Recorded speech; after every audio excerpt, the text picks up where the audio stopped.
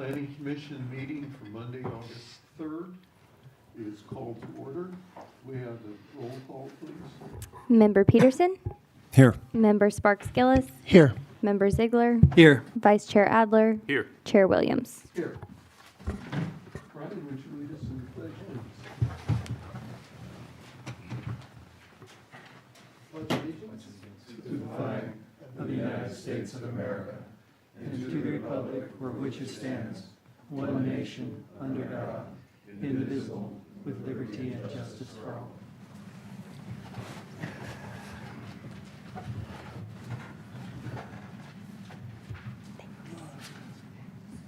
Anybody want to make any changes to the agenda, the order of the agenda? Your mic on, Jack? Is your mic on? Now it is, thank you.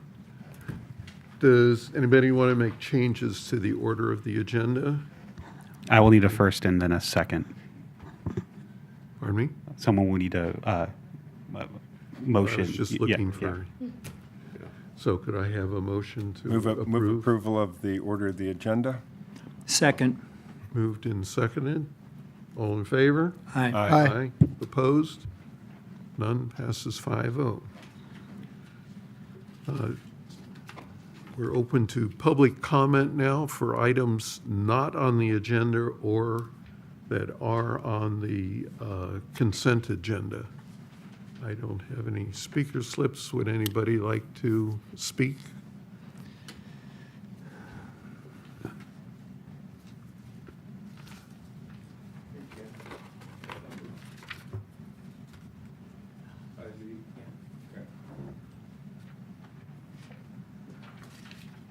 These are all 5B. Okay, well, seeing nobody that wants to come up and speak, we'll close public comment, move on to consent items. I'll move approval of the consent items, the minutes from July 6th meeting, and the current projects list for August 2026. Before we vote, I have one question on the project list on, I don't know what page it is, it's not numbered. But the one for the 9-unit hotel down here on the corner, it's got an expiration date of 8/14, and there's a stop work order on that. Is what's going to happen on 8/14? Are you talking about 1704 Mission? Yeah. They've applied for an extension and has been granted by our building official. Oh, okay, thank you, okay. I also have a comment regarding the minutes. I'd like to have the spelling of my name corrected. I was going to note that. Thank you, Brandon. Anything else? No? Well, I had a motion to I'll second. approve. And I just want As- to clarify with an amendment to Thank you. Commissioner Ziegler's name. His Thank you. name, yes. Any ex parte communications that? And can we just get a vote Yeah. on that? We have a motion and a second, but I don't think we did Oh. a vote. Can I get a vote? All those in favor of approving the consent items As amended, as Yes. amended? Aye. Aye. Aye. Aye. Approved 5-0.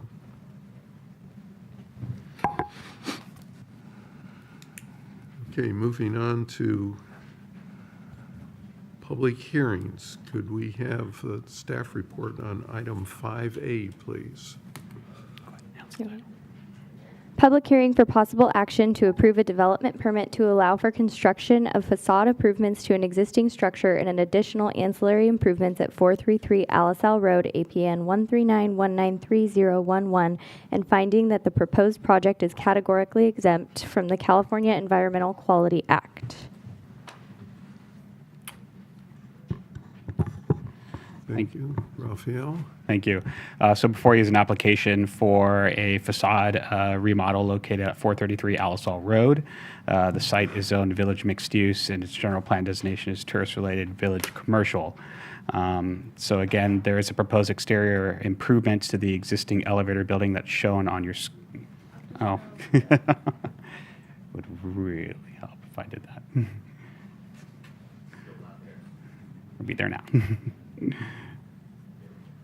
So there's the exterior, proposed exterior improvements to the exterior elevator, which you see on your screen. That's dashed out, as well as the awning is proposed to be removed there to be placed with a copper seam roof. And with the removal of sort of the exterior of the elevator, which consists currently of glass, the applicant is proposing to install instead stucco and half timbers, and also replace the canopy, as mentioned earlier, with a copper seam roof, and repaint the building like for like, so existing colors to remain and just simply be repainted. So again, this is an elevation of the proposed facade enhancement, and because this is over 500 square feet, it had to go to the DRC before, and this is now requires what's called a development permit, which is why you're seeing this evening. And so again, they're proposing to sort of reskin that elevator, turn it into a clock tower feature, and as you can see on the screen, add the proposed half timbers, and then on the bottom right hand side of your screen is the proposed re-roof of the copper seam awning, but no longer an awning. So this is a side elevation of that, again, utilizing the stucco and half timbers throughout the proposed structure. And then on the back end, you can see the two elevator doors that appear with a color match of the existing doors that are on there. So these are the proposed materials of the project: stucco, which is the cameo white. The stucco color matches the existing exterior. The brick veneer matches the exterior as well, with the half timbers, and then the standing seam copper roof. So as a part of a development permit, we do need to look at sort of four things. In this instance, it's the general plan, city zoning ordinance, because it's located in the Village Mixed Use District under the Design District 1 overlay zone. We have to make a consistency finding with the objective standards, and finally the design guidelines.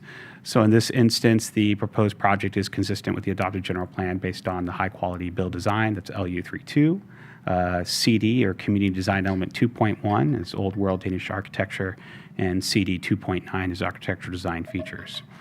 So again, the proposed project meets the underlying Village Mixed Use standards for zoning, as well as all the objective standards in the DD1 overlay, particularly when it comes to the stucco, the brick overlay, and the half timbers are spaced and sized accordingly. There's one final document that it does need to meet a determination, and that is the design guidelines. The proposed exterior elevations are integral to the traditional Danish design and Northern European design. There is attention to architectural detail, as mentioned earlier, with the matching facades and half timbers, and then they actually utilize the half timbers to emulate and reflect the authentic Danish architecture. There was a question in regards to the copper seam roof, which we'll deal with in a couple more slides, which the DRC provided conditions for. So as a part of any development permit, we do need to make what's called a CEQA determination, or California Environmental Quality Act. And so the proposed project is categorically exempt from CEQA, pursuant to guideline section 15301, which is a class 1 existing facilities. And so the exemption specifically applies to additions to existing structures that don't exceed 10,000 square feet. So again, in this instance, they're not adding to the elevator, but they are reskinning it and adding a clock tower, which is, in my professional opinion, a much better addition to what's there today. So the DRC recommendation, again, they did review this, and they are recommending approval to you as the Planning Commission. They did have some conditions to be added, and these are included in your packet. First requirement is that the copper seam roof be pre-treated to age the finish consistent with the existing elements of the building. And the second one is require the interior display cases maintain a minimum transparency of 50%. So what that means is you're able to look into that and not just see it covered with potential signage or other things that are put into these display cases. So we are recommending that the DRC does recommend to the Planning Commission approve a development permit to allow for construction of facade improvements to an existing 530 square foot existing elevator structure. and additional ancillary improvements located at 433 Alisal Road, APN 139-193-011, and the finding that the proposed project is category exempt from CEQA. Additionally, the Planning Commission does have alternatives to this beyond the recommended motion. The first one is the Commission may impose additional conditions of approval to ensure that the development will comply with the findings required for approval per Municipal Code Section 1116.5F. And so they can request changes to the proposed exterior trim, colors, or other additional conditions that you see fit. And you should be extremely specific on what those proposed changes are. The other one is the Planning Commission may deny the proposed facade improvements and the proposed modifications, and make a finding that they don't comply with any of the findings required in 1116F. And you can go ahead and we can help you craft those findings for denial. If there is a vote to deny, the applicant may appeal the decision to the City Council. And with that, I'll conclude City Staff's presentation. Okay, thank you, Raphael. Any questions about the presentation? If not, I'll open it up to public comment. Is there anybody that would like to speak on this item? If I may briefly. Sure.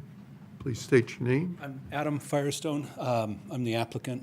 Can you put up the original picture of what it looks like today?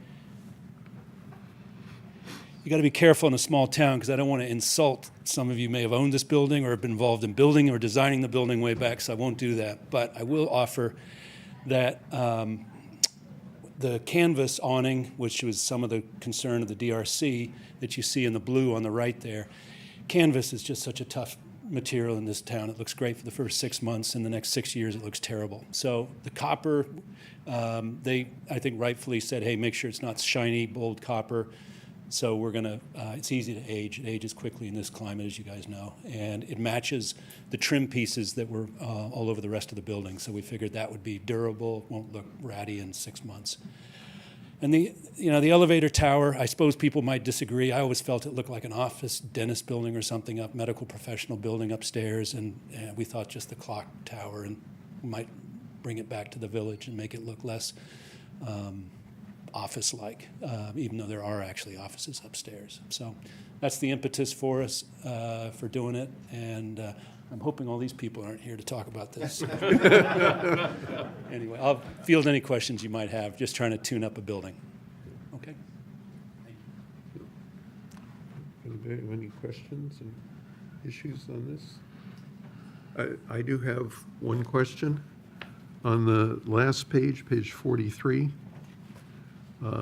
there's other examples inside, but that one shows it closely. When you look at the existing and proposed picture, in the proposed picture, the two light poles and the street sign are now have disappeared in the new street elevation.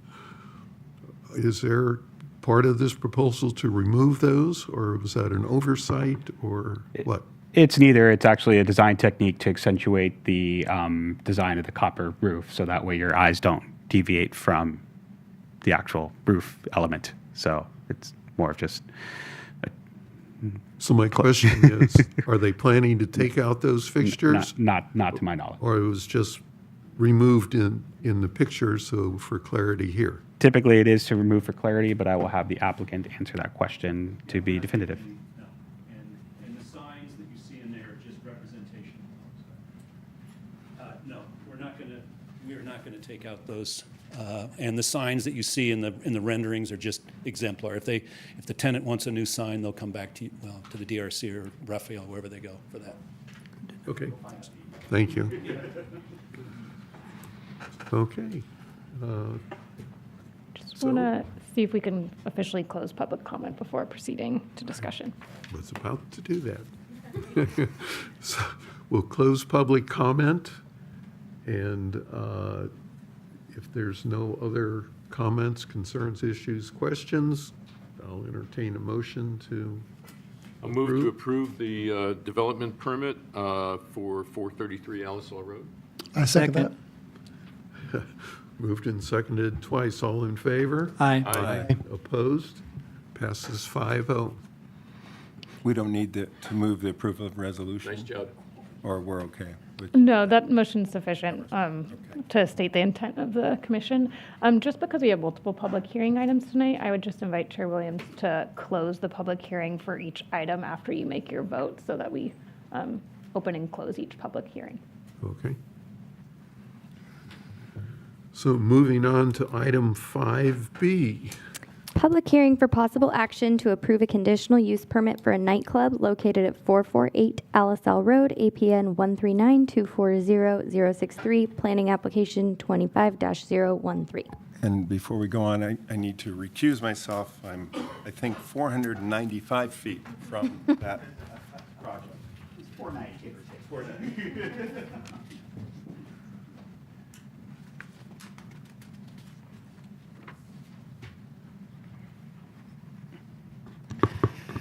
All right, so going on to this item here. So just to give the commission, as well as audience members who are out there, just a little bit of background information. In 2012, the previous owners of the Alisal Cellar approached the city about opening an event and member space in the basement of the building located at 448 Alisal Road. They went through quite a few rounds of back and forth of what the occupancy of the space was, what the limitations were, et cetera. And in 2015, the applicant of this proposed project this evening applied for a permit to complete tenant improvements for the basement space to qualify as what's called a Group A occupancy. So unfortunately, to get extremely technical, buildings have occupancy ratings, A's, B's, et cetera. So a great example is this space that we are sitting in today. This is actually an A occupancy, but if you flip across the hall, it's an office space. That's a B occupancy. So it's that's how occupancies work.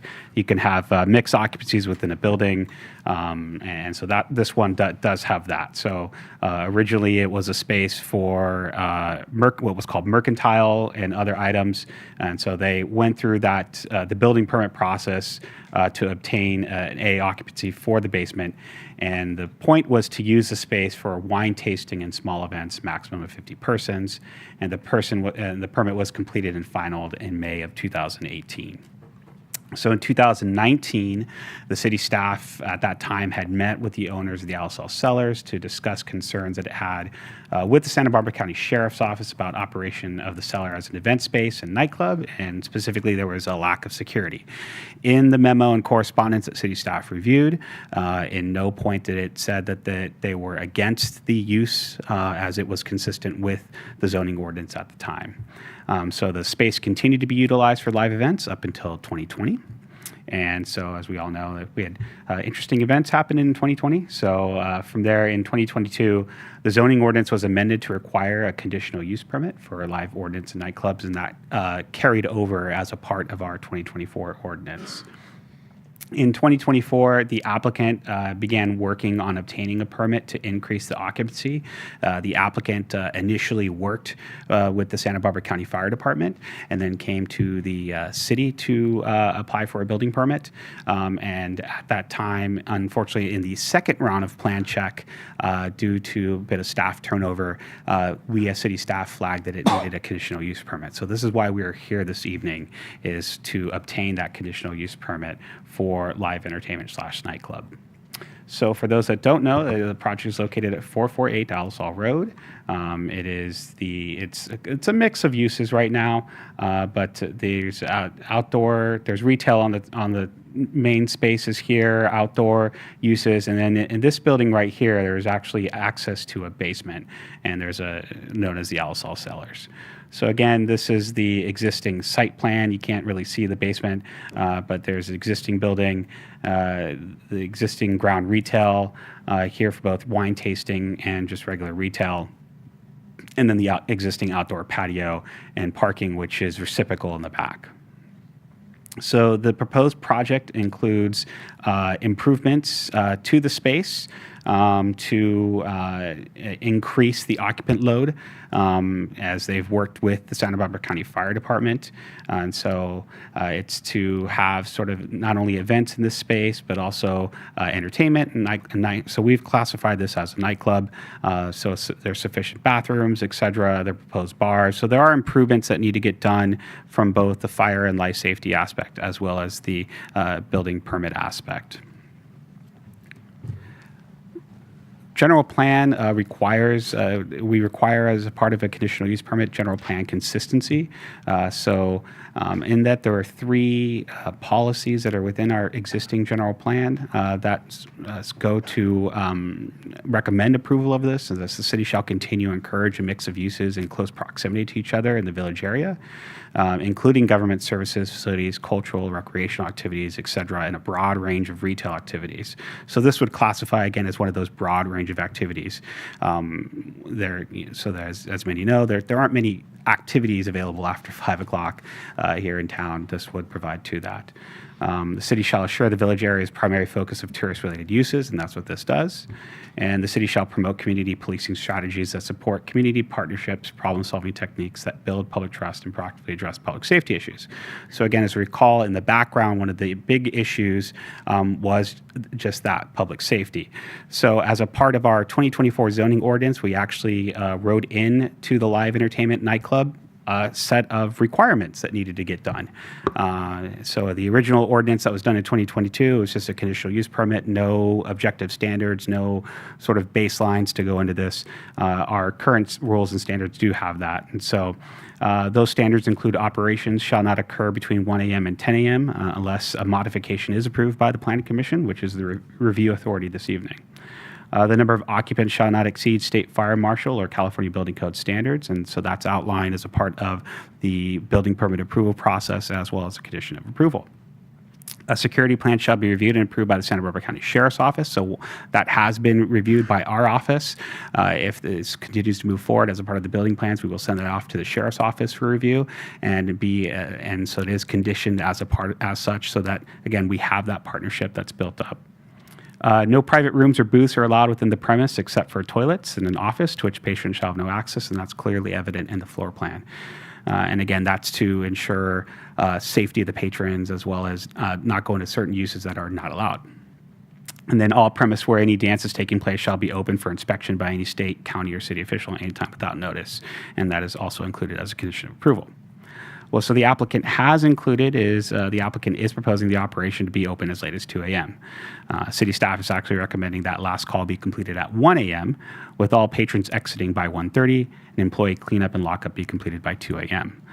So the commission may concur with our recommendation as presented in Resolution 2611, Condition Planning 7, or they can concur with the applicant's request to remain open until 2 a.m., limit the days and operations past 1 a.m. may occur, for example, Thursday through Sunday, or require the project proponent comply with the 1 a.m. As written as such.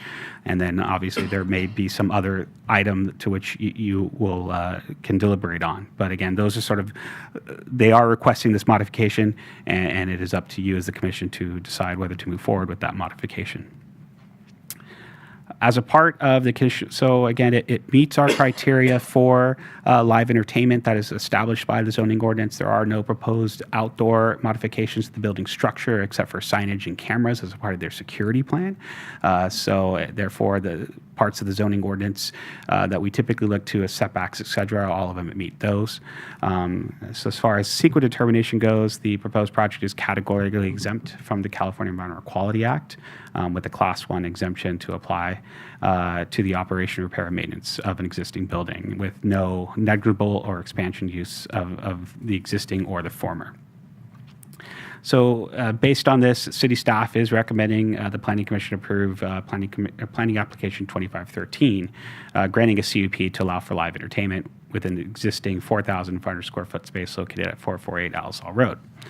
Again, similar to the last item, you do have options when it comes to this. So option one is you may approve the CUP with additional conditions or modified conditions of approval to ensure the project fully satisfied the required findings for the approval, and those findings are included in your staff report. The commission should clearly specify any requested modifications to ensure the record supports the required findings.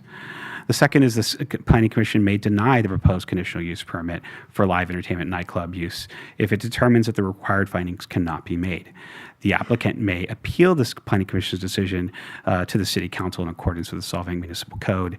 And if you are proposing to deny this, we can go ahead and help you craft those findings for denial. As sort of for the audience, as well as a reminder to the commission, we do have only 4 commissioners available for this decision. So a 2-2 vote is essentially a denial of the CUP. So with that, the applicant is available here to answer questions of the Planning Commission. But at this point, this concludes staff's presentation. And I open up if the Planning Commission has any comments.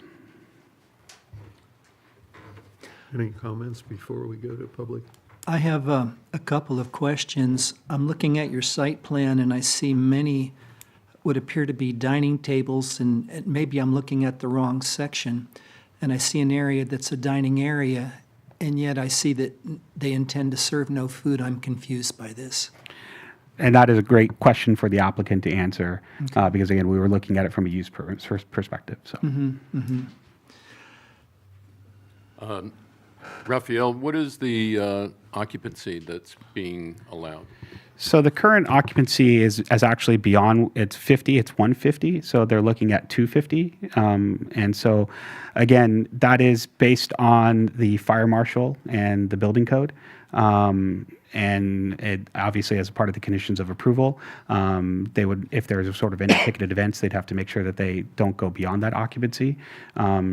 250 sounds like a lot of people in a small space, but again, it just depends on what there is. If it's a wedding, it's an easy hit. So I mean, weddings can. I'm looking at Maddie. I wouldn't call a wedding a nightclub. Oh, you wouldn't, but it is a possibility as a part of the event space. So, and again, it did operate for some time as just that, as a nightclub, as some people can recall back for a little bit of the time period. I have a couple of questions for Raphael, if I may. Sure. Raphael, are there any similar businesses in town? As far as nightclub per se, the answer is going to be no. There have been complaints for a certain business that has operated beyond their ABC operating hours, and I'll leave it at that. And so for those that do not know, ABC is a alcohol beverage control, and based on certain licensures, you can only operate under a certain amount of hours, particularly if you're serving food. There have been instances where we've received complaints after a weekend that this certain business was having loud music at about 1:30 in the morning. So, but officially, no. The only one I could really get there that has a conditional use permit for sort of live music, live entertainment is Lost Chords. And the other one, if you really want to consider it, is Theater Fest. Those places that do provide alcohol, how late are they allowed to serve alcohol currently? I don't know what the licensure is for Lost Chords, so I'm not entirely certain what their license type is. Theater Fest is wine and beer.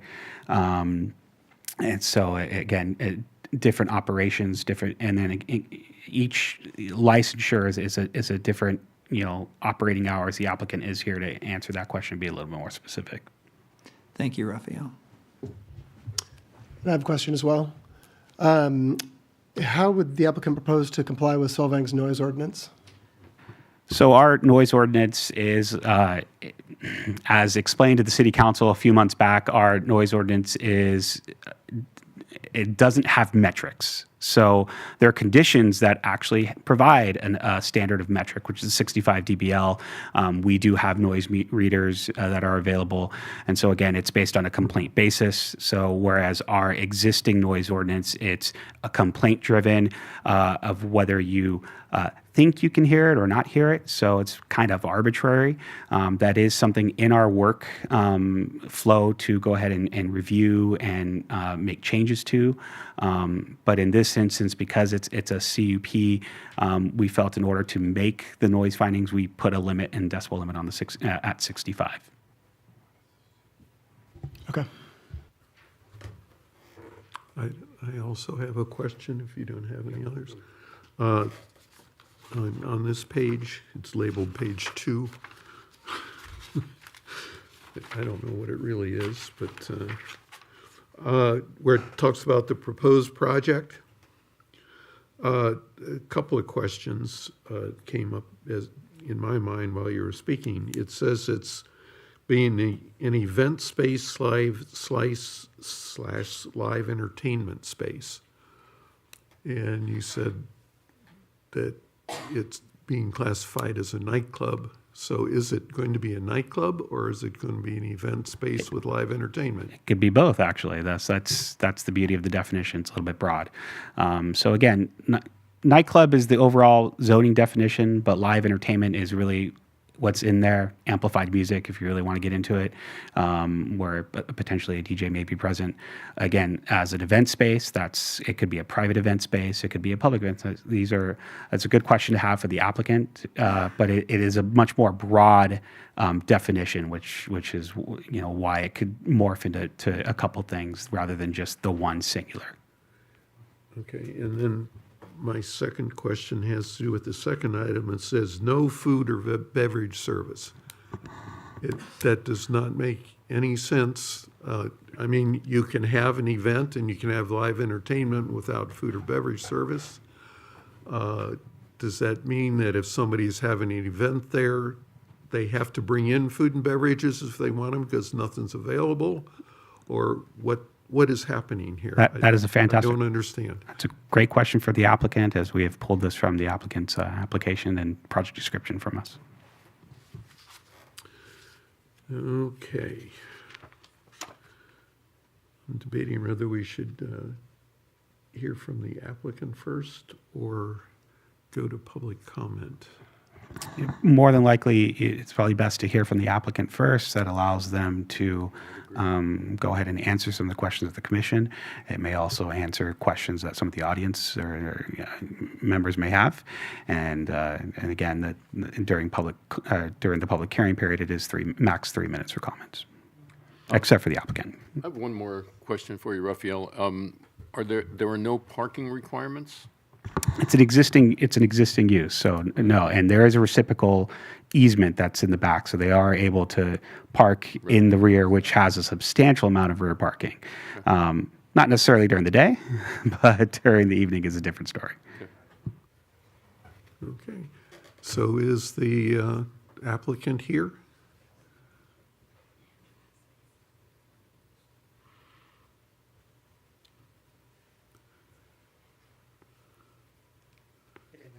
Hi. Can you introduce Good evening, yourself, everyone. please? My name is Oli Alvarez. I'm the applicant. Nice meeting you, all of you. My name is Misael Contreras. I'm the agent for the owner. Okay, thank you. Well, as you've heard, we have a number of questions. Exactly what is it that you're proposing to do with this space? Basically, just as Rafael called it, it's a live entertainment. We will have a beverage, live music, some DJs, and we think it's a plus for the Solvang city. Okay, and will it be primarily an event space? Or is this where you have live entertainment, or are you going to have live entertainment seven days a week or 5 days a week, or what is your We're planning to do plan? mostly on weekends, Friday, Saturday, and Sunday. So you only plan to be open over the weekends, not during the week? Yes, it all depends. If we get to a point that there's enough business to open on weekdays, we probably will. But if not, we'll be happy to open only from either Thursday to Sunday and close 3 days a week. And to my question, where in your proposed project, you said there'd be no food or beverage service. What? There might be a little misunderstanding. There'll be obviously alcohol down there and beverage with soft drinks and juices, whatever they request, but no food. That's because there's no kitchen. So if I may ask, what's the purpose in the tables? When our guests come, they'll like to reserve a table and they go dance and come back and Sit at their table, sit down. and but take no a break. food whatsoever? No. Okay, and beverages, beer and wine, or, We do have beer and wine and cocktails. so you have a Do full we have a liquor license license? for that? It sounds like you're going to have a full ABC license for provide liquor, beer, wine. We do have it, yes. Okay, I think you've answered my questions. Thank you. Thank you. And I have a question regarding the noise. Is there anything that's going to be done to mitigate or constrain sound based on the improvements you're doing to the property? And the other question on this is, I don't know if I misunderstood exactly. It looked like there was some indoor and outdoor spaces. So would all the music and event happen actually down within the interior, or would there be any exterior activity? No, it will be just only downstairs, no exterior music. Okay, and again, are there any implementations within the plan in order to insulate or do any soundproofing in order to maintain the noise? There is some kind of material we can put on the back on the stage that kind of holds the noise, and once the people is down there, they cannot take the noise, so you can barely hear outside. Okay. Yeah, just to add, it's underground, the walls are reinforced concrete, so there's a buffer just because of the situation, the condition of the space. But we could also look at installing acoustic panels to remediate any other noise. And we have also done a sound study that we've submitted to the city, but it's part of the building submittal process. And can you reveal anything about the results of that in terms of what the decibel readings actually look like? The studies, they were sent to the city. I don't know if they have them here. I saw 65 dB. Is that what your sound study Yeah, revealed? that's pretty much. It was average, yeah, below 65. Pull it up. Any other? Okay, thank you. Yeah. Go ahead. So is this only going to be a dance hall, so to speak, with music, or are you going to be renting it out for weddings, other, types of use? Yeah, that's also the idea. Like if for example, if on Sunday we don't have nothing going on, they can also be available for any kind of event, wedding, quinceañera, birthday party, anything. And food will be catered by some. I mean, they can, as long as they have the catering license, they'll be able to cater food if we have an event going on. Right. Anything else? Nothing for me. I have a question about the hours. Yeah. Why do you feel it necessary to be open till 2 a.m.? The license allowed us to be open till 2 a.m. And it's mostly, we usually try to make the last call either 1 a.m. or 1:15. That way, because people like going out kind of late. So sometimes the DJs will be playing until 1:30. And that's kind of like why we like to stay up until 1:30 a.m. So have you done any studies on the number of people that you would expect on a Friday and Sundays? You're saying you might have events, so you're really talking about Friday and Saturday, since you already said you won't be open the rest of the week. And I'm just interested in knowing what kind of demographics you've looked at that would justify being open till 2 a.m. Are there enough people in town that would Not frequent only your from- establishment yeah. to do that? Right. Not only from Solvang, but there's people coming from Santa Maria, Lompoc, people that like sometimes it depends on what kind of artists we bring in. They will just follow and come and either drive from Santa Maria, Lompoc, even Santa Barbara. So there is enough people that will come and enjoy the event. I have another question. Have you operated a similar business in other venues in the past? I was there before the pandemic, and that's kind of the reason why we stopped and submitted the application to upgrade the capacity, because there was a lot of people trying to get in, but we only had 150 capacity, so a lot of people were just turning back in. Okay, Yeah, so there's a lot of people try to come in. okay. So I have some concerns about the hours. How important is it to your business to be open till 2 a.m.? Just because your license says you can. I had a business in town that said I could be open till 1. But, after about 9 o'clock, there was nobody that wanted to be there. Yeah. So, Yeah, for our customers, they get there around 10:30 p.m. So they like dancing and drinking. So that's why it's kind of like we've done it in the past, and sometimes at midnight, and they still want to keep drinking and drinking. Not too much over drink, but they like late. That's the reason why we're asking to be until 1:30 if it's possible. okay, any other questions? I'd like to hear from the public. Yeah. Thank you very much. Thank you so much. Appreciate it. So with that, we'll open it up to public comment. I have a few speaker slips. And we'll, how many do I have? 1, 2, 3, 4, 5, 6, 7, 8. So we'll limit this to about 5 minutes per person max. 3 minutes? That's the rules. 3 minutes per person. Alex Jones.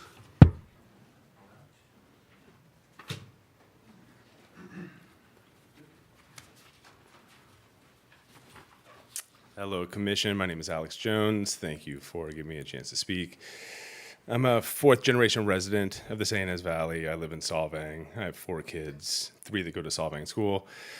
I came tonight just because I heard that a nightclub was trying to get approval at that old Alisal Cellars, and I was a little bit concerned because I live on Alisal Road. I live right at the top of Alisal Road, so it was a little bit concerning. And then those concerns were validated after hearing the applicant's answers. Unfortunately, I mean, I'm all for business and fun and people having a good time, but the character of Solvang doesn't seem compatible with a business where people show up at 10:30 and, using the applicant's words, drink and drink. What are we doing? They don't serve food? Like, it seems like we're setting ourselves up for a little bit of a conflict there. So just that alone concerns me. And then in general, I feel like the character and the community of Solvang, once you approve this nightclub, it's going to get much more difficult to approve other applications for similar type of businesses. And I think that would be not a great thing for the city of Solvang, because a lot of people would love to come and drink and drink and drink here. Thank you. Thank you. Kim Jensen.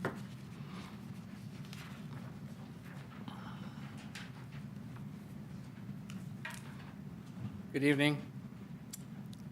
Members of the Planning Commission, my name's Kim Jensen.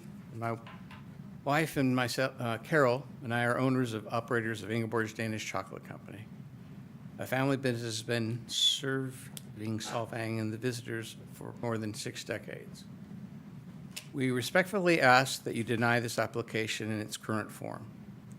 Let me be clear. We are not opposed to businesses serving alcohol or providing music. Those businesses that have an important place in many communities. Our concern is whether the particular proposal is appropriate for the heart of Solvang's commercial district.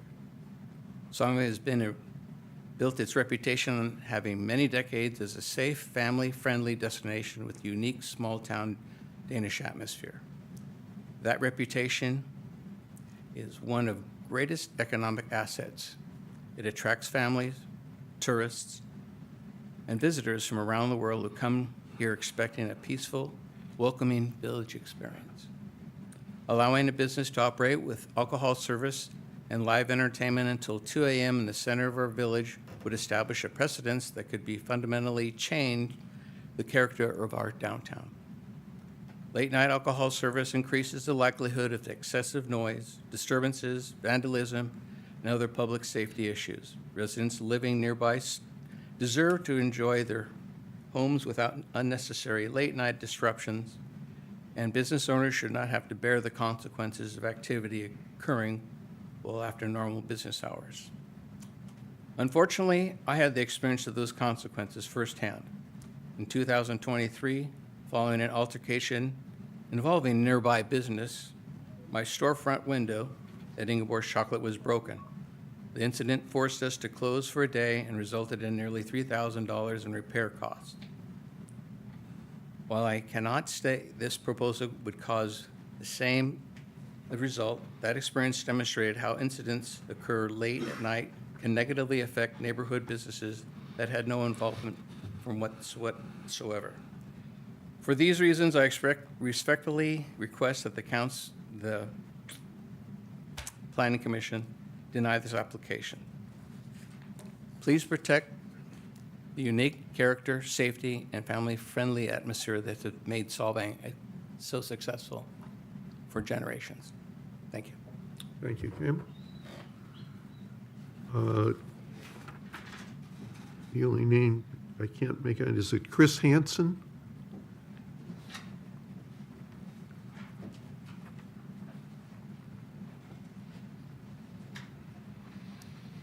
Was I correct on your name? Yes, Chris Hansen, and my wife own Hansen's Clock Shop across the street from the proposed entertainment. I understand they'll have security in that downstairs, but it seems to push things a little further on the fringes there if something else wants to go on away from the security. And we have a downstairs open basement. There's stairs to 3 suites downstairs, and you can also kind of walk around the corner and be obscured from the street. And in the past, we have had a little bit of trash and stuff that has gone on apparently late at night, and just worried about that. So, 250 people downstairs, and alcohol just doesn't seem like a thing we need. That's about it. Okay, thank you. Thomas Berkholm?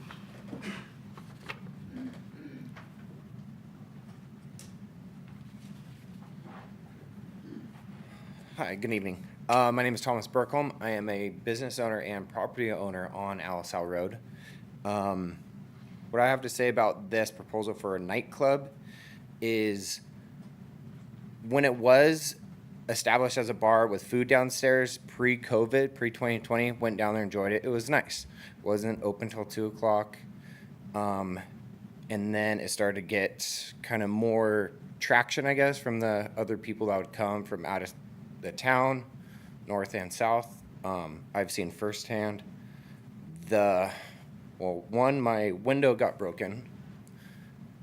2, my buddy's truck got broken into right in front of the bakery. He actually used one of my chairs out of my patio, broke the window, jumped in, and fell asleep drunk. And then when I arrived, the guy was still in the truck. Sheriffs came, arrested him, and that resulted from that downstairs. All my furniture out in front of my business gets scattered throughout the streets, across the street, down the road. Security guards, there is security guards I've seen, but that results in trash from the security guards eating pistachios or sunflower seeds or whatnot. Vomit every single morning. I've had to clean up beer bottles scattered around that block, urinating behind my building, any little dark alley. So I know firsthand, I've seen it. I've had to clean it up every morning, and I just don't see how Solvang needs a 2 a.m. nightclub. Thank you. Thank you. Oh, and one other comment, sorry. ADA compliancy. Is that building established for ADA compliancy? Isn't that a rule and regulation? Thank you. Okay. Rodney Nielsen.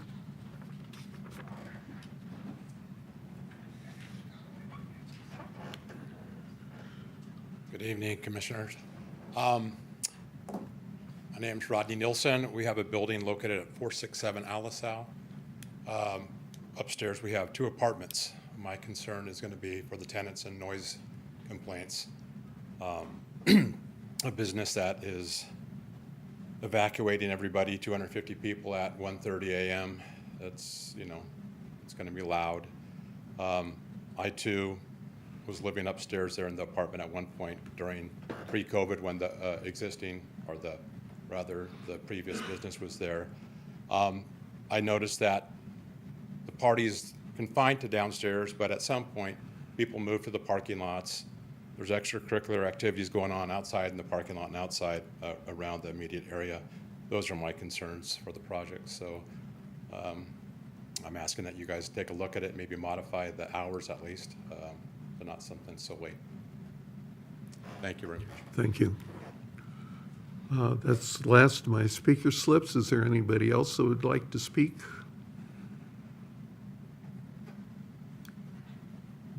Please come up and state your name. My name is Ed St. George. I'm just going to say this.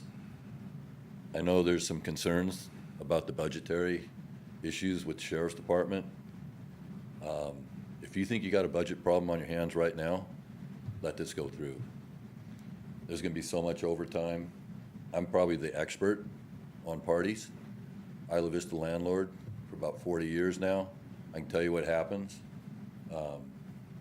Alcohol's not a good combination after 10 o'clock in most situations, but that's really not the issue I want to talk about right now. You're planning commissioners.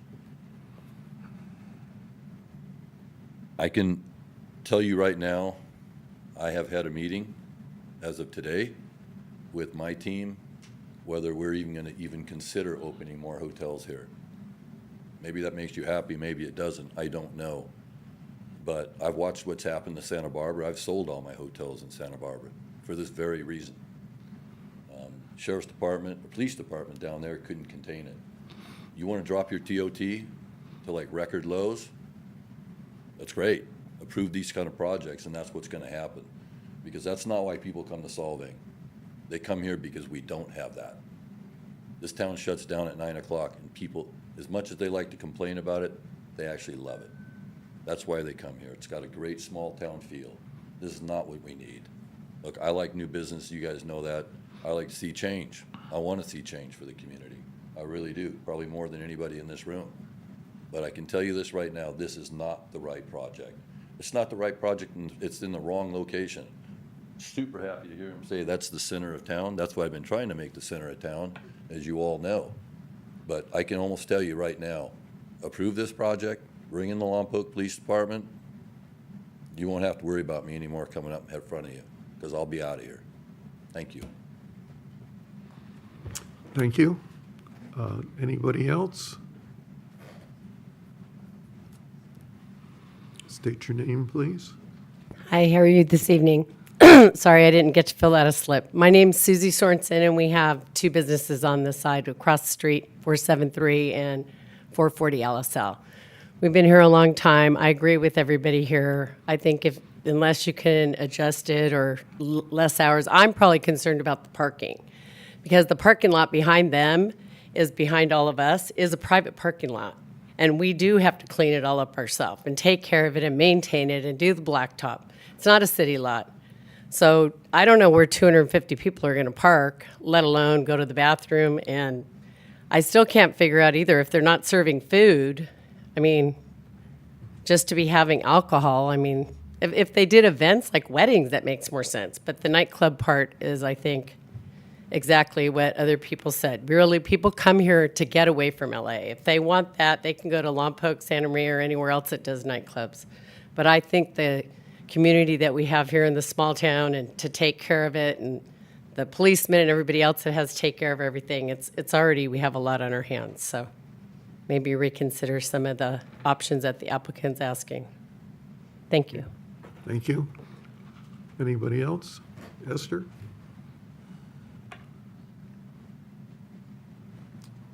One at a time. Commissioners, hi, how are you? My name is Rick Ramirez. I own Osteria Gropolo, located just down the way on 1546 Mission. I don't think this is advantageous to enhancing the already established charm of the Solvang area.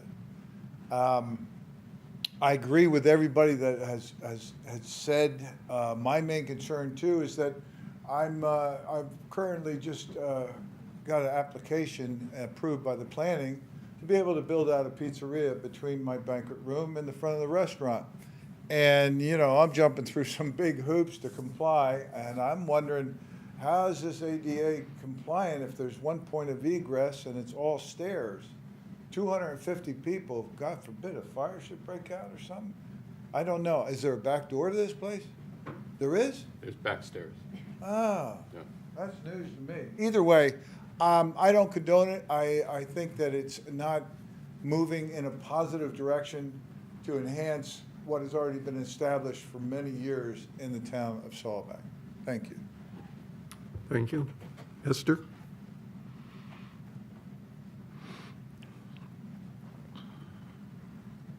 Hi, Commissioners. Esther Jacobson Bates, resident of Solvang. Just a quick comment, and to use Raphael's words, time, place, manner. Is this the place to have a nightclub in the village mixed use? Are these the hours to have a business that serves just alcohol? That's the manner. So please consider that. There may be other options that don't include a location in the village area. Time, place, manner. Thank you. Thank you. Anybody else? Come up.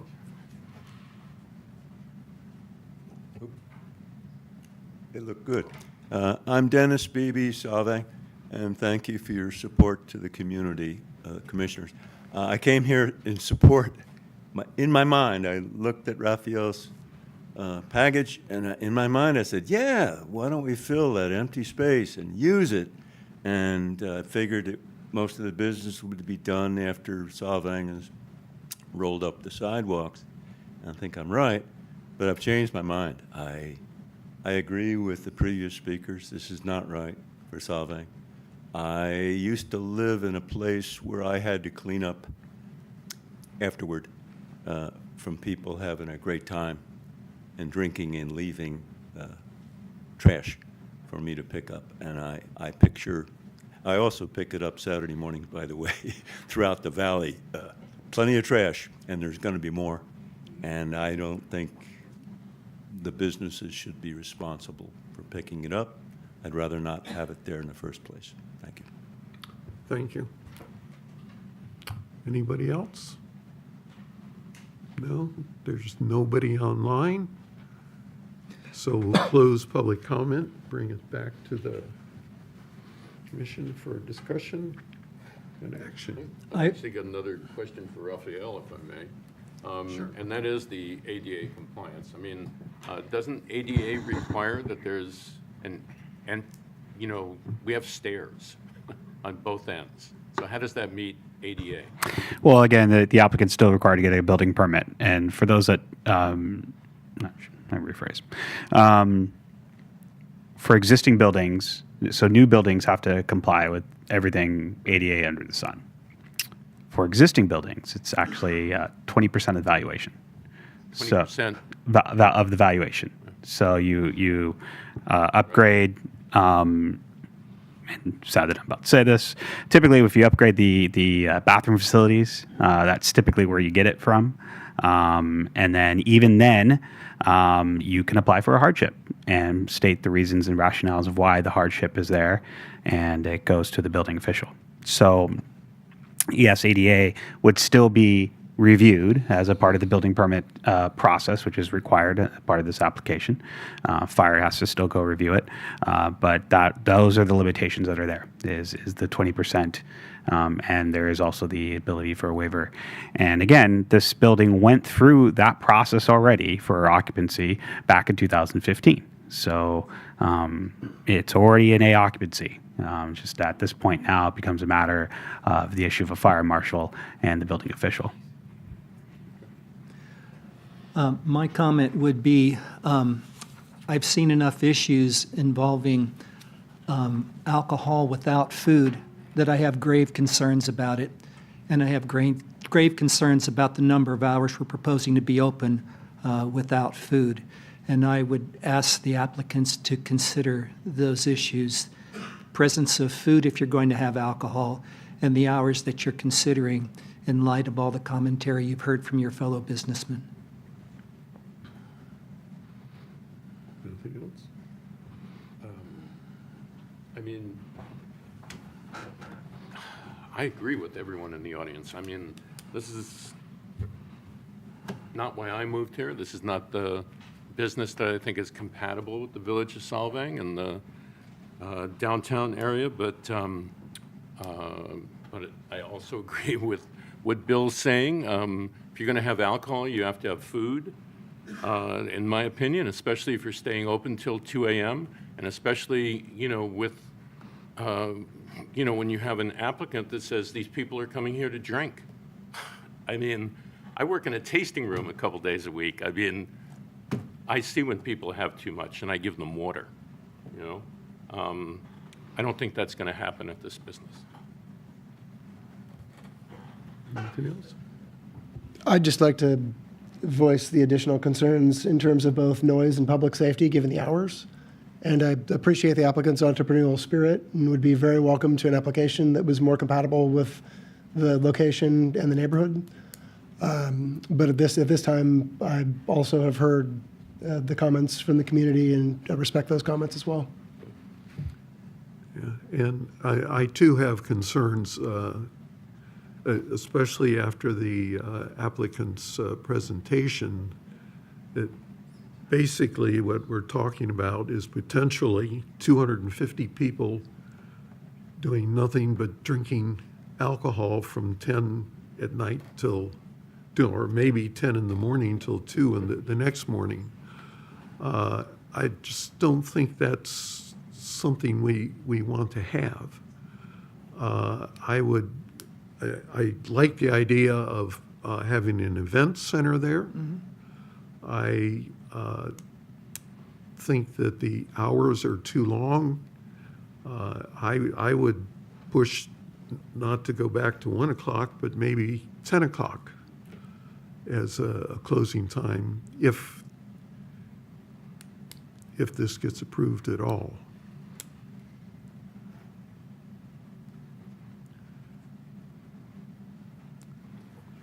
Call for a motion?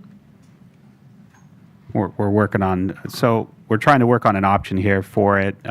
Obviously, the option to deny is on the table. If that's where the commission wants to go to, they most certainly could recommend denial.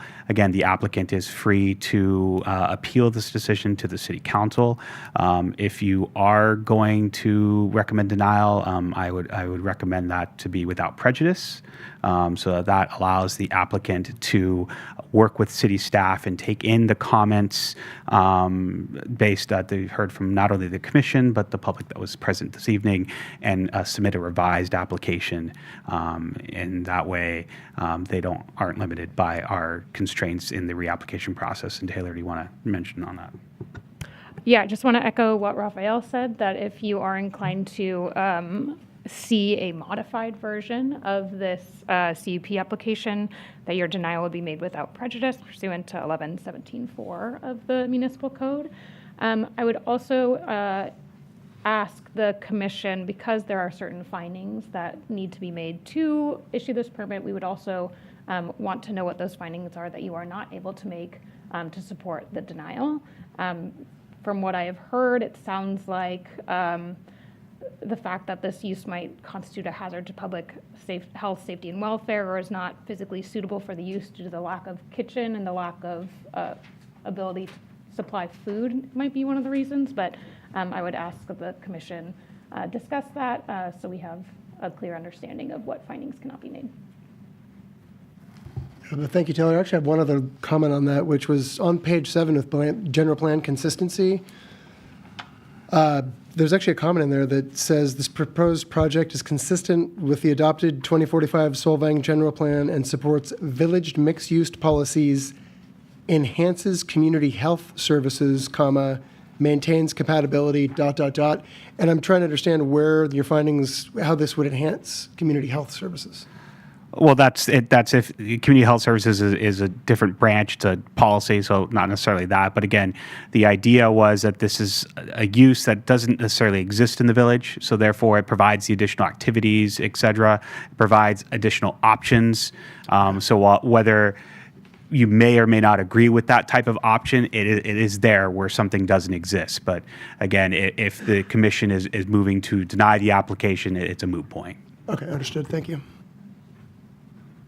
So, and my concern is one safety issue with having so much alcohol potentially late at night, and especially since it's anticipated that the customers, most of the customers will be coming from outside of Solvang, not necessarily just serving the tourists that are here.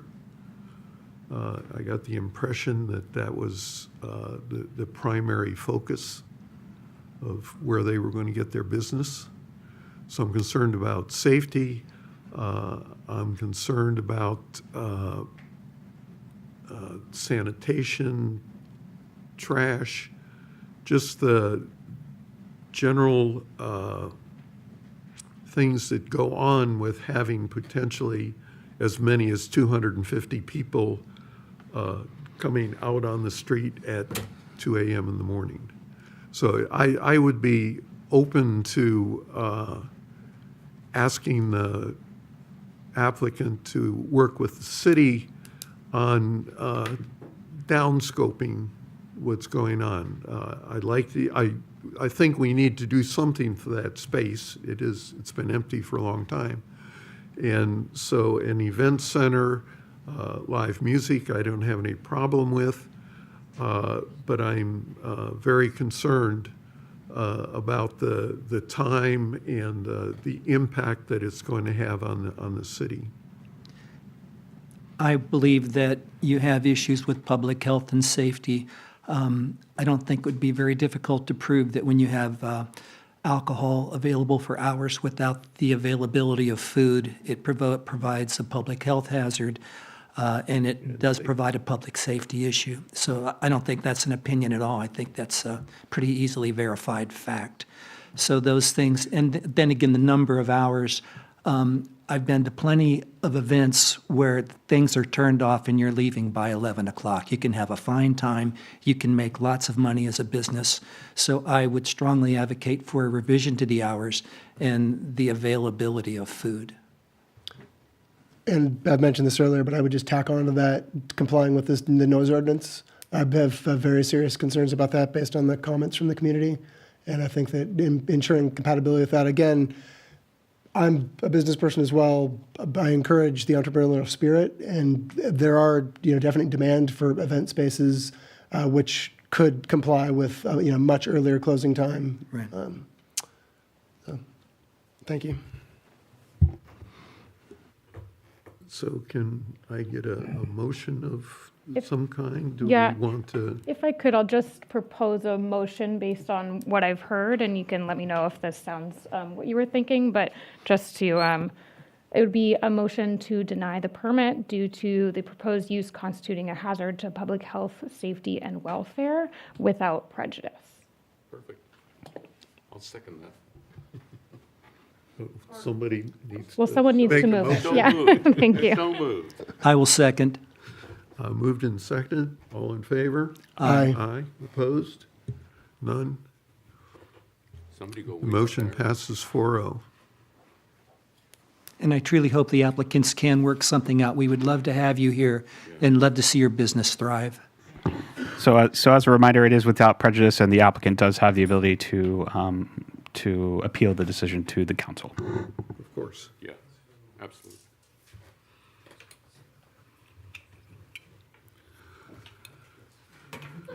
Okay.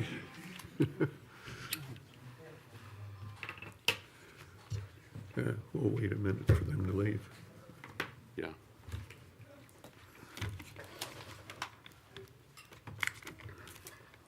All right.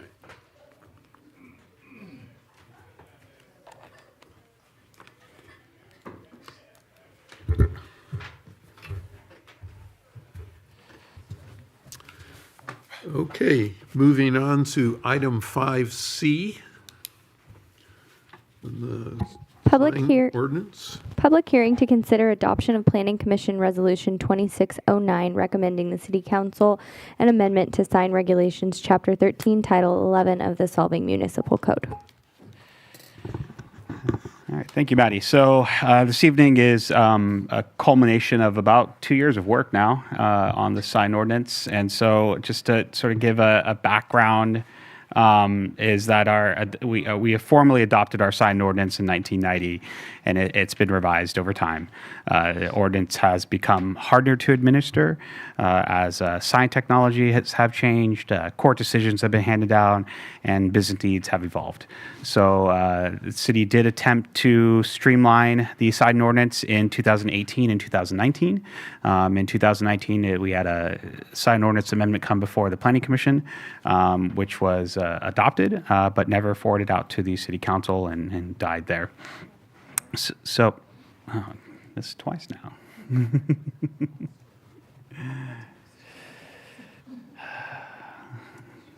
I'm a tech person. so with that said, so it was an effort, and so COVID had hit, and we became a lot more lax with our sign standards, obviously, to help our businesses during that time. But it was a direction staff given from the council to wrangle that back in. And as we did, we found it was harder and harder to implement our existing sign ordinance. So essentially before you this evening is a revamped sign ordinance that focuses on content neutral standards, where sign rules are generally should regulate physical characteristics such as time, place, manner. So include sign, placement, duration, materials, and illumination rather than what the display message is. And so our ordinance currently has things such as you can't advertise a website. It has to be this font. And so those are we have to read the message in order to figure it out. And so that has become a no-no. So again, this is approach response to Reed versus the town of Gilbert and the distinct standards applicable to commercial speech and free speech. So again, our current approach has been much more message-specific categories, a lot more subjectivity, and it really does increase that legal exposure. And it also has been sort of difficult to administer as we have had DRC members change over. There's sort of, it becomes subjective. So while our current DRC members are fantastic at sort of towing the line of standards that are in our signed ordinance today, sometimes that hasn't been the case where many exceptions were made. So again, we're trying to then create a better approach with objective physical standards, equal treatment of messages, and include this message substitution clause that is required of us. So we have reorganized the sign ordinance. So requirements are reorganized by sign types. These would include measurable rules for areas, height, and location. We have permanent and temporary signs and special consideration signs. So our temporary signs are rather lacking. A great example is a temporary banner. If it's in the village mixed use and it's only, I believe, 10 square feet, I can approve. But anything larger, Randy can approve. So it's kind of odd who the approval is. And then it's also, if it's an event banner, only he can improve. So it's about everywhere. We're trying to reorganize that. It also addresses new sections such as murals and wayfinding, as well as A-frame signs. Our sign program replaces what we called overall a sign plan for a multi-tenant and coordinated site. So that has been another chief issue. Is we do have quite a few spaces in the village that are multi-tenant, and so getting the ability to wrangle them and coordinate signage in a signage plan and give a little bit more deference to those sites is definitely included in the sign ordinance. And then again, this the ordinance does clarify exceptions, are legal and non-conforming signs. So one of the bigger issues is, well, as soon as what we have done in the past is we've actually passed a sign ordinance revision, and this happened in 2012, and we did a sign audit, and then we audited people that their signs were illegal with the code. Unfortunately, that's not how it works. It just becomes a legal non-conforming sign. You had it before it was there, and that's the way we are going to treat our signs moving forward. Is anything once the ordinance is completed, it is legal non-conforming. If you come in as a new sign, you do come under the new standards. So again, this ordinance does clarify that process, as well as enforcement, unsafe signs, and definitions of signs on city property. So, and again, the reorganization really is three buckets now.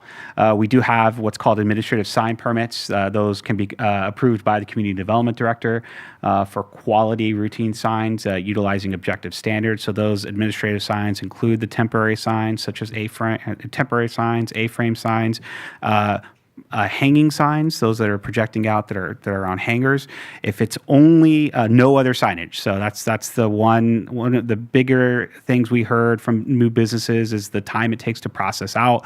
And again, working with our DRC, working with you, the Planning Commission, and the City Council. So this is sort of the go-between. That if you want to just do a projecting sign, reuse all the old furniture that's there, and just put a new sign in, that's something we can do administratively as long as you meet the objective standards. And change of sign copy is another one. And we're actually allowing for a change of sign location. So a great example is if the sign has been previously approved by the DRC in our current code, you actually have to reapply and get another permit for that, even though it could be the exact same sign. We actually had two of these over the last 2 years. That is now done away with. That can be done administratively as long as you haven't changed the sign, it hasn't changed size, etc. That could be now done through administrative purposes. And by admin, that means, again, at a staff level. The sign permit still exists with the DRC committee to review for sign standards requiring design consideration, so they are there for that. So majority of what we will continue to get are these sign packages because it makes sense to do it as a package and be cohesive about it. So the DRC will still be that body for that. We have really, again, we have put in a standard, we get an application, we allow ourselves a 30-day review since it is a planning application per state law, and it gives us enough time to analyze that review and get that on the agenda for the DRC, and we try to do that as quickly as possible.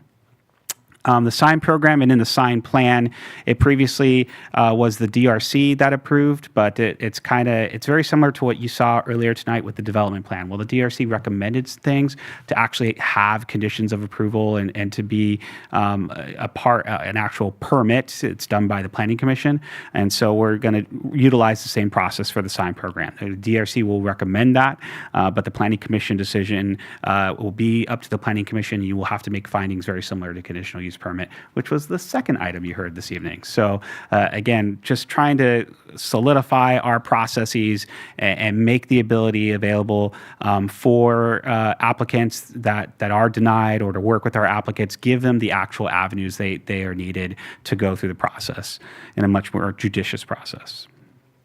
So we have standardized our measurements. They're based on linear footage.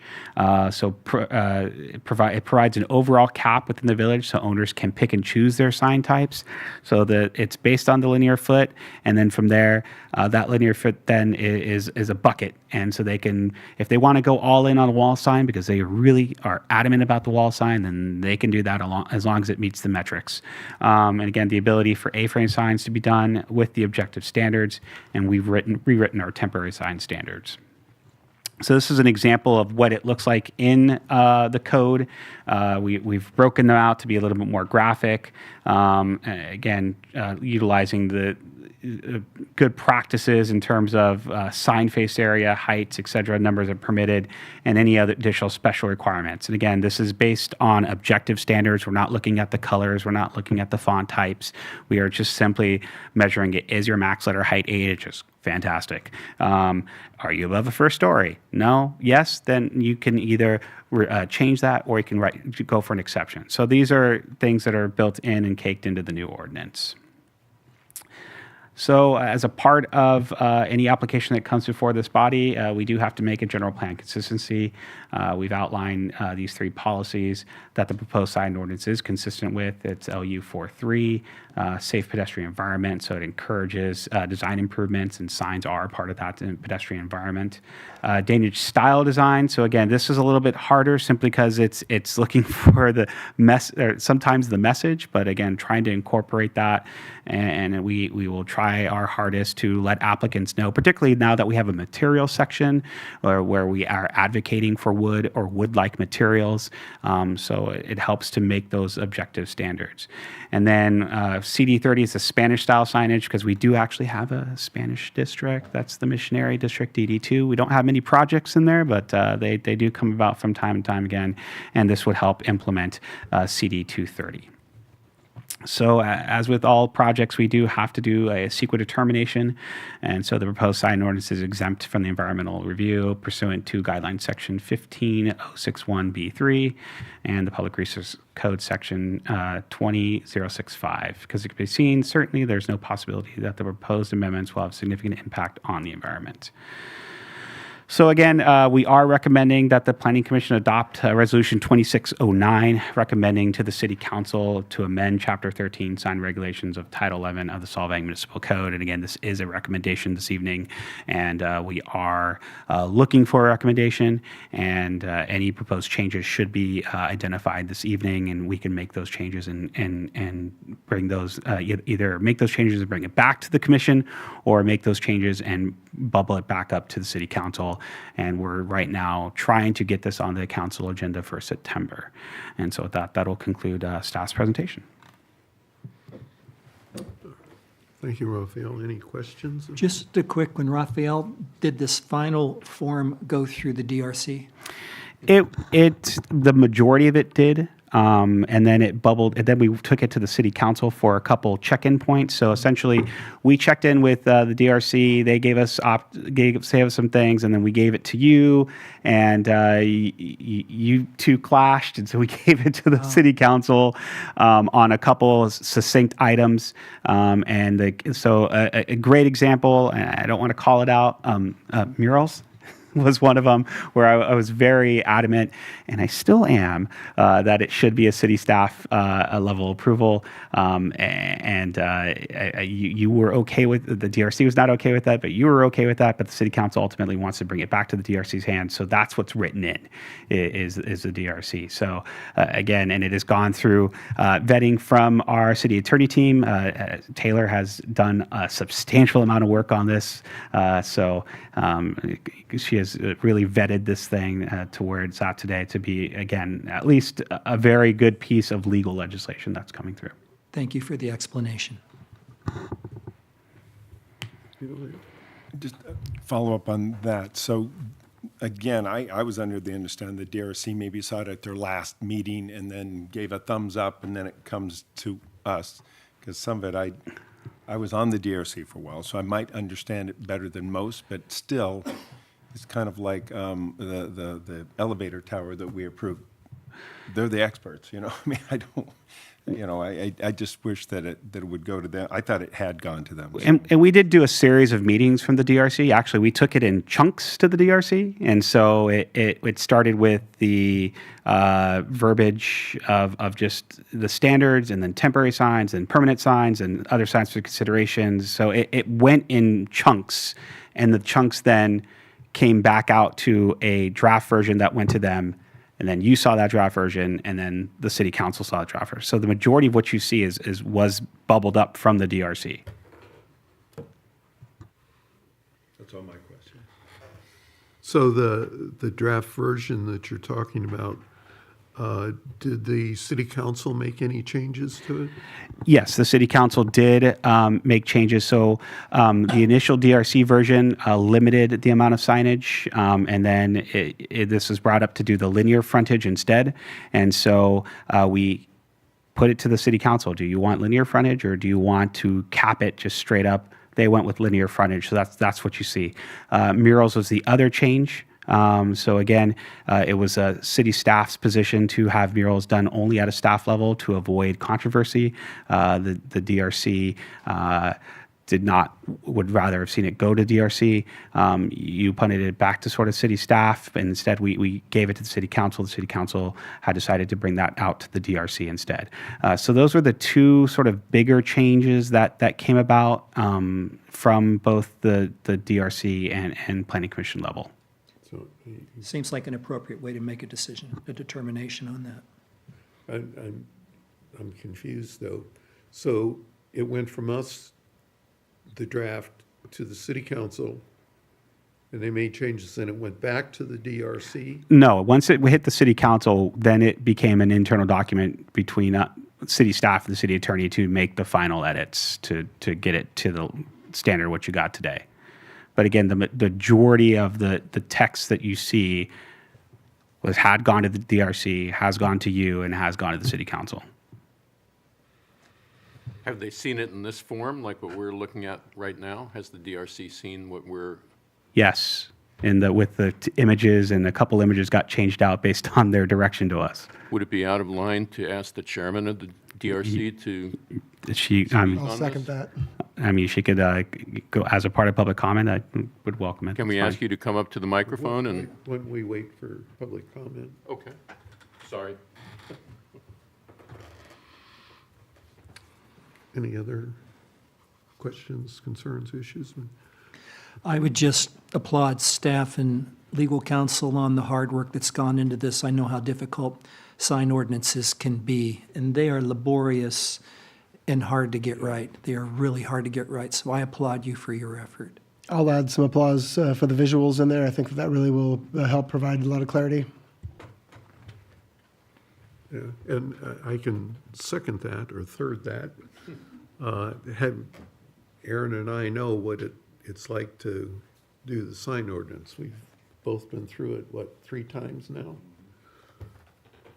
And it's not easy to do, but so let's, with that, let's open it up to public comment. Esther?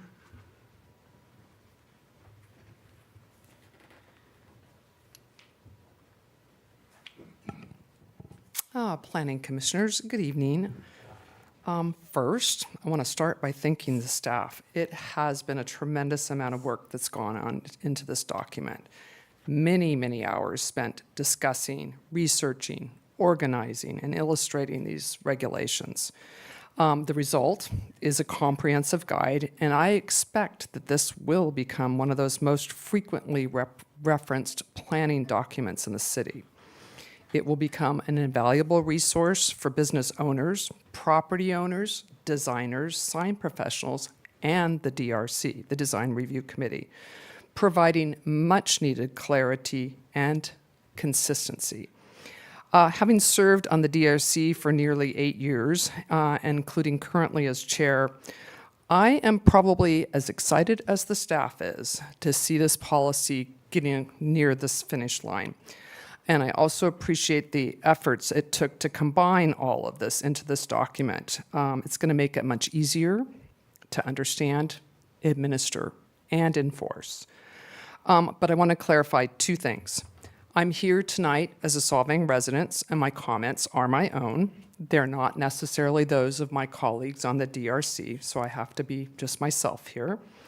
And second, I do want to clarify, after all the conversation here, the Design Review Committee's involvement. Yes, we have looked at it in chunks in various meetings and spent a lot of time and effort on the flag section alone and then all the design elements. DRC members have provided input and development, and I recognize some of our comments that are included in what you're looking at today. However, the committee did not have the opportunity to review this document that you're looking at before it was published for the Planning Commission. It came out publicly, and that was our first opportunity. And because of that, we were not able to complete the review of the finished product and identify areas where additional clarification or refinement might be beneficial. And that said, I do believe that it would benefit from some additional refinement before adoption. As someone who works regularly with applicants at the design process, I see these sign regulations as being a really important and practical guide for anybody opening a new business and trying their best to do the right thing. Because this document will be relied on so heavily, it's important that the language is clear, internally consistent, and flexible enough to address the variety of real-world situations that it will encounter. So in reviewing this draft, I found a number of areas where those requirements and standards could be clarified or refined. This doesn't diminish the quality of the work, which, as we all know, is huge and substantial. And for that reason, I am respectfully asking the commissioners, all of you, to consider referring this draft back to the DRC for one final review and recommendation before taking action. Or, like we did at the beginning, perhaps a joint Planning Commission Design Review Committee workshop, just to nail out those last final details to make sure we do get all those refinements right. I hope the commission and staff will view these comments in the spirit that they're intended, which is not as a criticism, but as an effort and an opportunity to make an already strong document even better. With just a bit more time and a few additional refinements, I believe this ordinance will become a model that serves the city for many years. Thank you for your consideration. Thank you. Do you have any, I think that as I represent myself, I don't think that you want to be asking questions of the committee chair tonight. No. So, thank you. Anybody else want to speak tonight? Nobody online? So we'll bring it back to the commission for comment. I see you have a couple. I mean, yeah. I mean, it's not a criticism. I mentioned to Rappy earlier, it's really, really well done.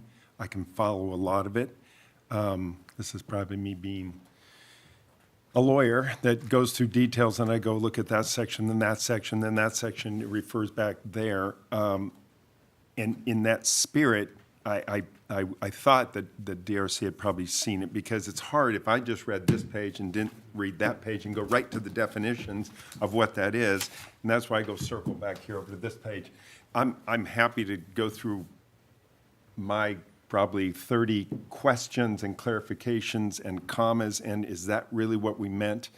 I'm a little confused on the flag thing, but maybe everybody is, and maybe we have to do it the way it is, because that's the law now with flags. It could be.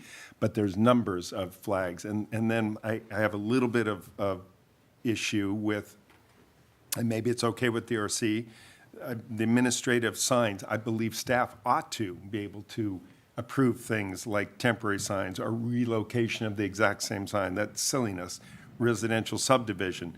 Permanent signs, sign face changes. Okay, does it say sign face changes, but it has to be the same size letters? Is it the same color? Because the face change can be a color. I get the hardware, as long as it stays on an awning or hanging is fine, but then they can change a face. And I just have a lot of questions. I'm happy to go through it tonight. Maybe it ought to go to DRC. I'm as worn out as anybody is on this, because it's been a good process. But we are, to me, if people feel like we're at the 1 yard line and we just need one more clarification, a joint would be great, a workshop. I don't know how you do it. We don't certainly want to open it up again and go. So that's not where I'm going. I just want to make sure that that group that I respect, as staff does, feels good about it before we send it. Because it goes from us, city council. We might have people go appeal it at city council or say, how do you guys feel about it? And then how did DRC feel? I don't want to Right. You know what I mean? And we're not trying to, staff I don't think is trying to throw it down our throat, because it's really, really well done and thought through. Anyway, that's my comment. I agree with you, Aaron, and, you know, when Esther talked about the fact that they hadn't seen this exact document and that, you know, perhaps it should go back to the DRC, that's exactly what I was thinking when she said that. So at this point, that would be my recommendation. Good to say it as a whole, yeah. Yeah, yeah. And I support the process that you followed. It's logical to me. It makes sense. You have some disagreement between the DRC, Planning Commission, you punt it up to council, to the, you know, the administrator. You make some decisions and you move it on. But if the DRC does have concerns and believes that more clarifying language could be provided, I'd like to see the good document be great if possible. I agree with that. And again, I'll echo these same comments. I thought that this had actually been vetted by the DRC prior to coming to us, and I would like to see that happen. I think we all did. Just one comment with, I don't have a whole lot of comments, but it appears that you do. Maybe we should go through those so they're on the record. And Or is it a waste of our time? Because if we're going to say DRC take a bite at it, they catch, some of it's just typos or non-capitalization of things, and some of it is more, how does that really ferret out? So some are more important than a lot, and it could be just my ignorance, and they might catch it, and we wouldn't have to spend time tonight doing it. That's all I'm saying. I'm happy to share them with the DRC at their meeting, though. Maybe that's a Yeah, that's what I was going to suggest. I mean, because you've put a lot of time and effort into that, and I really appreciate that. And I think that might be the most efficient way to do that, would be if you're part of that meeting. And then, from the public anyway, yeah. yeah. But I do think it would be good, we are so close to the finish line, to really try to push this forward in a timely manner, because it's been a long process. So I think there should be an effort to accelerate it towards the finish.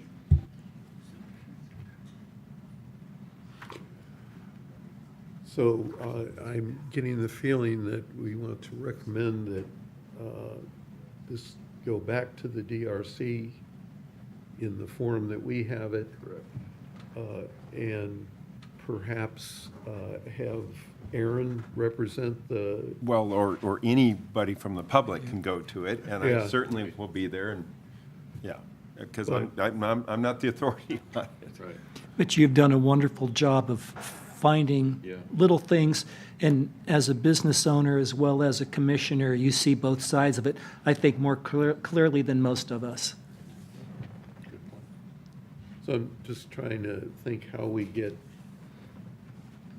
what will probably be, if we went through all this, our recommendations, how we get that to the DRC or wherever it goes next. Well, I think it would come back to us for approval, wouldn't it? Well, we can run it as a joint meeting. The question just becomes logistics of how to get this done in a good amount of time. I know in September, we have one DRC member who's already committed that they can't go to a meeting. I can't place this on, I can't in good conscience place this on the August DRC agenda simply because I already know how packed it is. You know, we'd have to figure out a date to do a joint within the next, either before the next planning commission or as a part of the week of or two. So, because right now there's nothing on the docket for planning commission Okay. for September. So, So could it be at our planning commission meeting in September that we don't have anything on, and they come here? Or a joint, I guess, at that? I know they do the Thursday, and then it would be that next Monday, whenever that, I don't have a calendar. Is that? It just sounds like we would need to notice it as a special joint meeting, so that we would have to notice it. It would not be a planning commission meeting that the DRC attends, but, so we would handle that. But, I mean, I defer to Raphael and Randy in terms of timing. we'll tee it up for the Can next we- planning meeting. Open up public comment Yeah, for can one I, time? okay. Yes, yeah. Okay, I'll reopen public comment. Esther, you have something to say? Thank you for your consideration. I think a joint would make it quick. It would be done. And I don't know what the process is. Chelsea may have to define this. If we're in agreement at the workshop that perhaps it would be a matter of staff implementing those revisions, and then it could go on to city council. I'm trying to think of a way to make this the Not have least to come back onerous. to- That'd be yeah. great. Yes, and move the process along. So that would be my question for staff and council. Well, and one comment, I mean, if it was a joint, and again, staff will tell us, and then at the end of that, DRC makes a motion to accept and send it to us, we make a motion to send it to city council. Can you do that? Can you have a You- joint resolution? Yeah.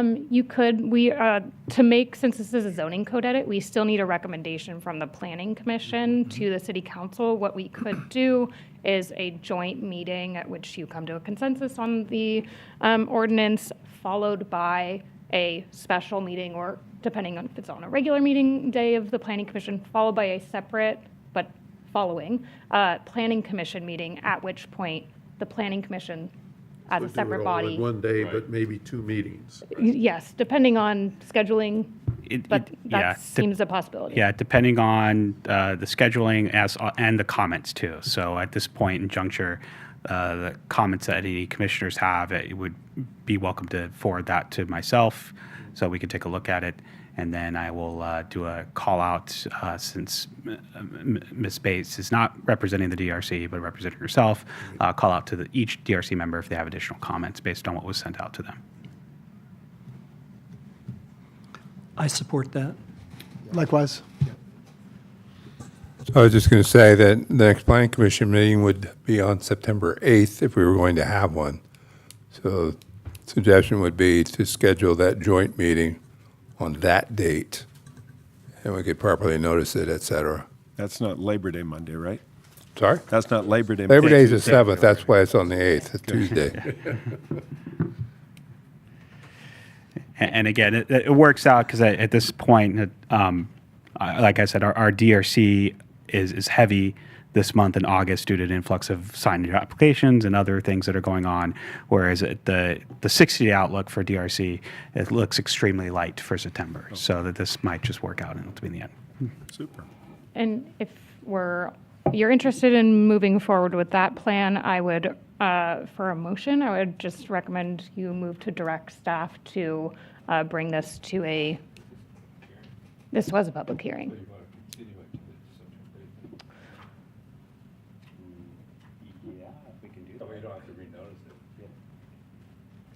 Yes, we could. My hesitation in doing so is if that would require the special joint meeting to occur before, and the regular planning commission would have to be at the same time.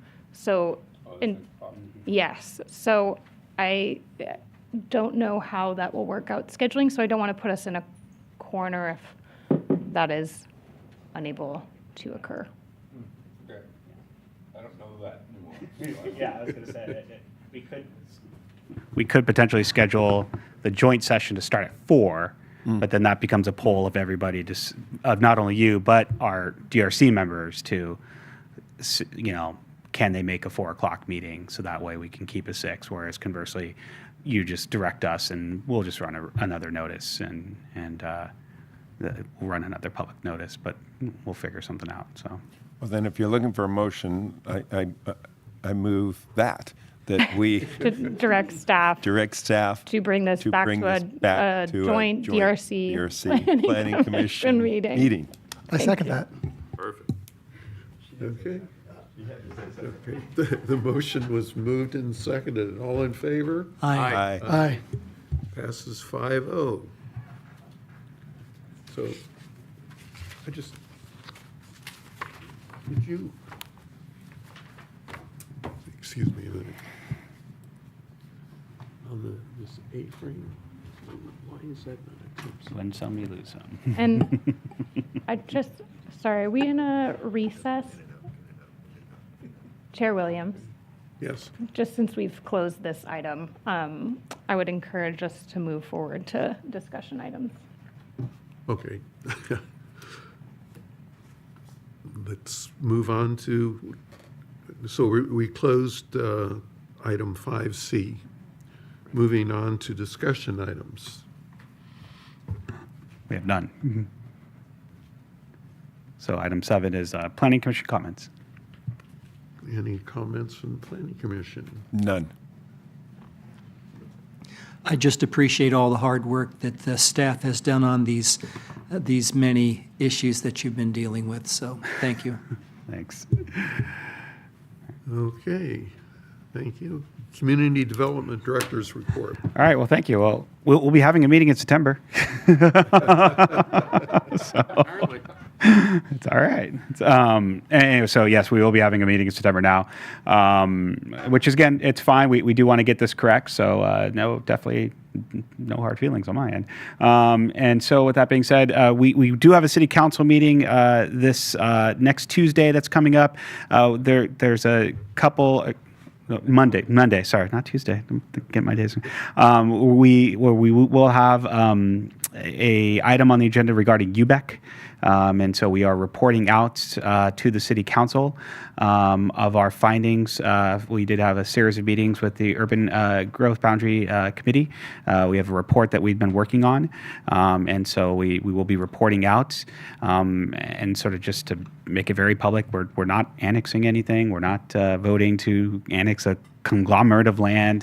So it's just it's part of the process. So we are looking for direction to the council, though, on a couple items from UBEC and how to move forward because it sphere of influences and city boundaries, they're both long processes. They aren't overnight instant oatmeal decisions, but instead it's the slow cooker 8-hour to 12-hour of brothy goodness that extends for many, many years. With that being said, the DRC is as mentioned, extremely heavy in items. Quite a few signs that are in that DRC packet. The Alisal Barn is returning to the Design Review Committee, and then the glamping, concept at the lumber yards is also will be there as a part of a pre-application hearing, and then a couple sign exceptions. So that's why I said it's a very heavy meeting for the DRC. A lot of applications have come through over the last 6 weeks that are going to be heard from the DRC. As far as any updates, you continue to receive emails from residents in regards to Alisal Glen. I do not have an Alisal Glen update. They do have until September 30th to do a formal application. If not, we will do this dance all over again, where they are able to submit a pre-application and we'll give them another pre-app.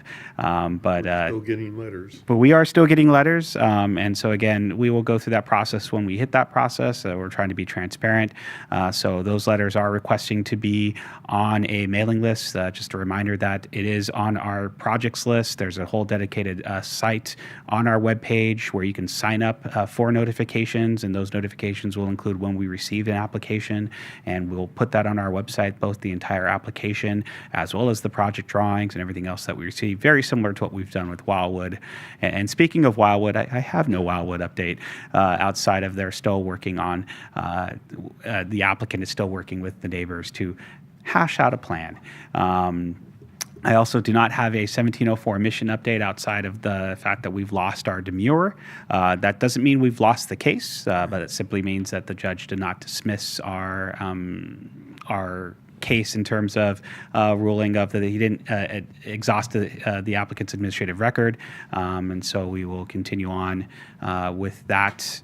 And as you've noticed, construction has recommenced at 425th Street, and so the applicant is working to really try to button that up for the end of the year. So he is working furiously, but he still is also working with PG&E to finally down the rest of the lines that go with it. I know last time I heard they'd actually finally decided to move the lines over to the private property, which makes it a lot easier. But anyways, the applicant is happy to be undergoing construction on that. So we do have a lot of projects that are going on in the city, as you've noted in your list, and we continue to get applications. And Maddie has done a fantastic job of shepherding those applications through. And so that will conclude my update, unless I missed something for and Randy. I just had a couple of things I wanted to remind everybody or announce if you haven't heard. State of the City on August 27th at the Craft House at Cork Hotel between 11 and 1. Tickets are $65. I believe that includes lunch. If you're a chamber member, I think that's the rate. If you're not, it's a little more.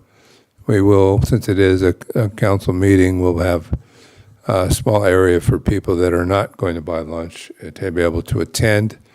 We will be recording it and still working on the details of whether or not we can broadcast it live. But in either case, we'll have it available on our YouTube channel.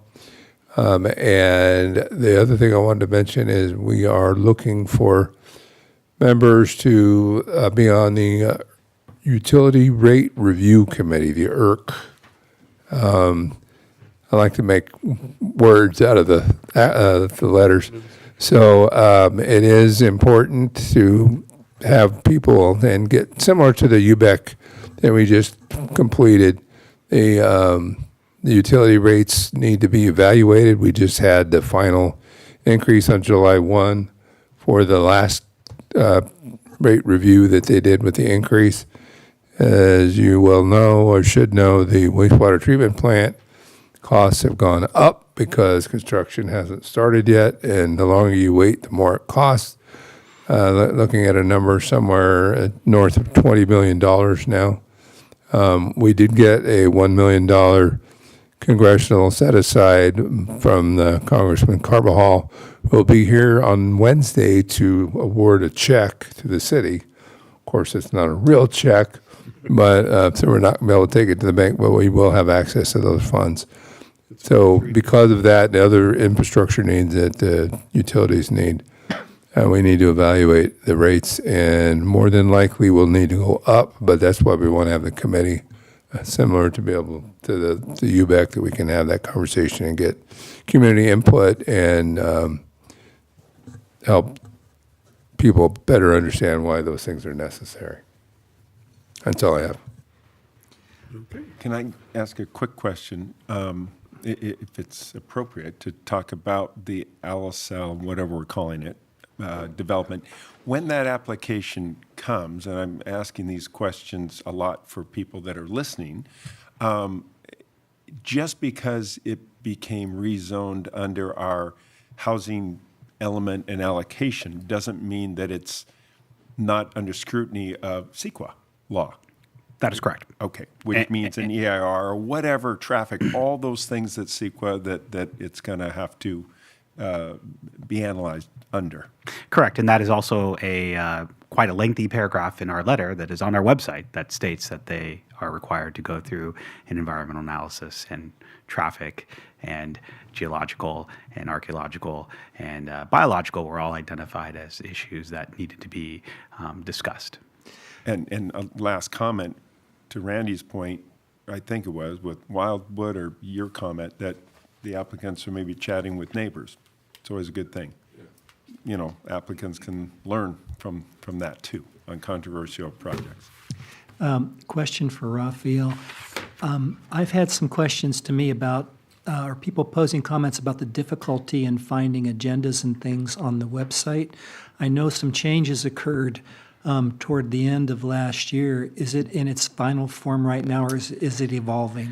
So it is in its final form. It is available. It's on our website under how to, and I believe it's under agendas 2026 and present. And then if they'd signed up previously, we stopped using the agenda management system on the website, so that's why they're no longer being updated. Conversely, we are actually beginning a substantial overhaul of our website, and so it will be changing once again.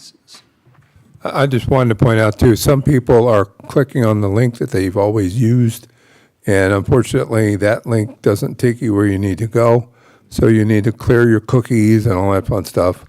Get the Cookie Monster in there, clean things up. And another thing that it took me a while to realize is that they're looking for past agendas and past meetings, whether it be this commission or the city council. have to scroll down to the bottom of the screen. It's not going to be at the top like it used to be. So the upcoming stuff is near the top, but the stuff that's already happened will be further down the page. And that if, be this- I'm if sorry. all else fails, call City Hall. We will help walk you through it. Thank you. And would that be the same journal location to look for updates on the potential LSL project? Because you have good information there, and everything that I'm seeing are things that would be covered by CEQA. Yeah, it's it's under our community development page. Okay. I will make a note of it to potentially move that page up to make it easier to find. Seems like there's a lot of interest. There is a lot of interest, and rightfully so. Briefly, Raphael, is there any update on 1714 Mission Drive? I know their permit obviously doesn't expire until next spring, but visually it doesn't seem like there's anything happening there. The Luca Market. Oh, yeah, there has been no movement there. So nothing. No update.